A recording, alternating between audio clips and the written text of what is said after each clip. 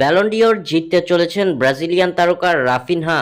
চাঞ্চল্যকর তথ্য ফাঁস। দর্শক, এবারের ব্যালন ডিওর কার হাতে উঠবে তা আমাদের কমেন্ট করে জানিয়ে দিন। আজ প্যারিসের বিখ্যাত থিয়েত্রো দু সাতলে যাওয়া জমকালো অনুষ্ঠানে জানা যাবে কার হাতে উঠবে 2025 সালের ব্যালন ডিওর। তবে ব্যালন ডিওর অনুষ্ঠানের আগে চলছে বেশ নাটকীয়তা।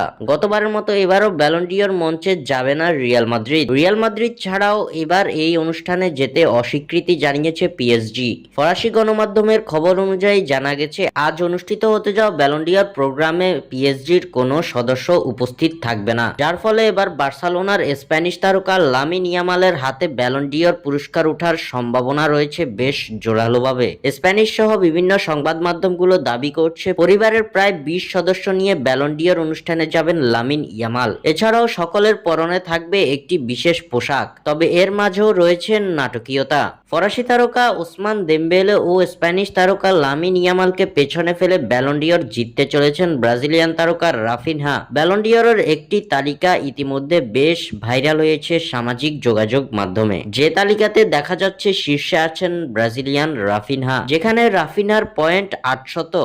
তালিকার 2 নম্বরে অবস্থান করছে দেমবেলে, যার পয়েন্ট 710। অন্যদিকে জোরালো দাবিদার লামিন ইয়ামাল এই তালিকায় 644 পয়েন্ট নিয়ে আছেন তৃতীয় স্থানে। এই তালিকা অনুযায়ী রাফিনহার হাতেই উঠতে যাচ্ছে এবারের ব্যালন ডিওর। তবে এই তালিকাটির বিশ্বস্ত কোনো সূত্র পাওয়া যায়নি।